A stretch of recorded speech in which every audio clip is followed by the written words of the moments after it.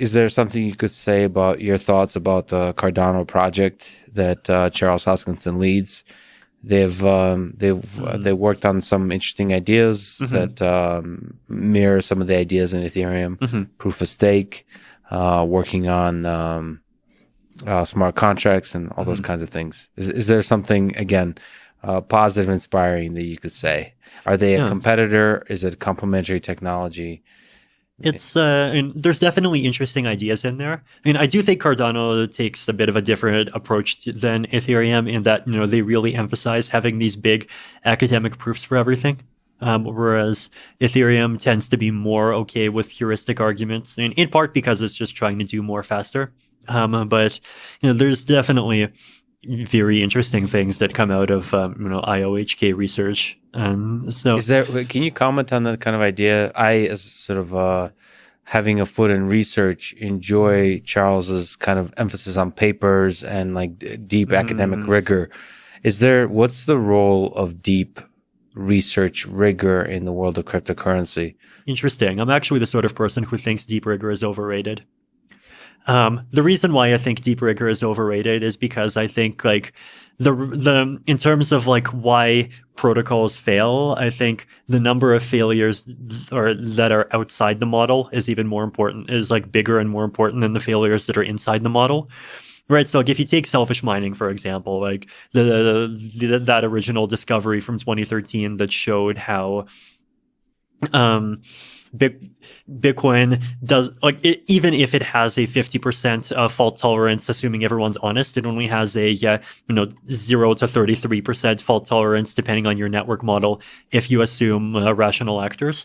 And like, to me, that was a great example of like an outside the model failure, right? Because traditional consensus research, just up until or before the blockchain days, did not think about like incentivization much, right? Like, there was a little bit of thought about incentivization. There's like a couple of papers on the Byzantine altruist rational model, but it wasn't that deep. It was mostly operating under the assumption that we're going to make consensus between 15 participants, and these are institutions. And if something goes wrong, then, if it was, we can figure out whether or not it was deliberate offline. And if they did something evil, we can sue them. Whereas, in the crypto world, you can't do that, right? And so, like, that whole discovery basically arose just because, like, the model of traditional consensus research just like didn't cover those possibilities. And then once you go out of that model, those other issues do exist, right?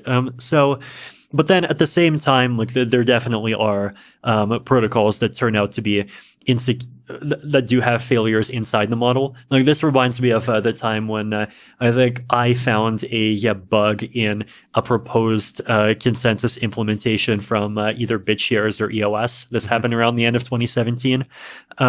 So that was definitely inside the model because like they had a very clear idea of what they were trying to achieve. They had a very clear description, and like there's a very clear mathematical argument for why the description doesn't lead to what they're trying to achieve. But like ultimately, what you're trying to achieve can never be fully described in formal language, right? Like I think this is the big discovery of the AI safety people, for example, right? Like just having a specification of what you want is an insanely hard problem. And like the more powerful the optimizer that you're giving the instructions to, the more you have to be careful. And so, I think there are kind of these two sides. And then the other thing is that a lot of the academic approach ends up like basically optimizing for other people inside of the academic system. Right. And it doesn't really optimize for like curious outsiders. Whereas like I personally, Matt, like totally optimize for curious outsiders, or at least I feel like I strive to.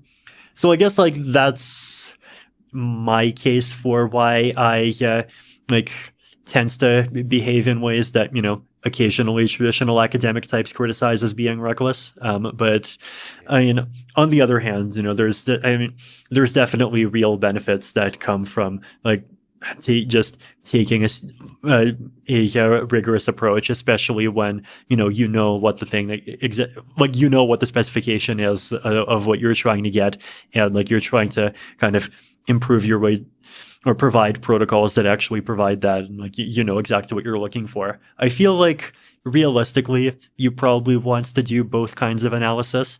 And like sometimes you even want to do both kinds of analysis in stages, right? Like you want to do more quick and dirty things, and you even want public feedback on the quick and dirty stuff. And then later on you formalize it more, and then you get more feedback. Like in general, I guess I feel like the norms of research in the future, like the internet has just changed so much. There's no way that it's not going, and it's even changed like collaboration structures and like the patterns in which we work with each other. There's no way that the correct structure for collaborative research is the same as what it was 15 years ago. But like, what combination of these existing components and of new ideas it is, like, that's something that's, totally legitimate to kind of fight it out. And I think it's great that there's different ecosystems that have different attitudes to things. Like, I think, there's a big possibility that, things that the Ethereum, ways that the Ethereum ecosystem approaches some problems is totally wrong. And if there's other ecosystems with different principles and they do well, that's something that we can learn from.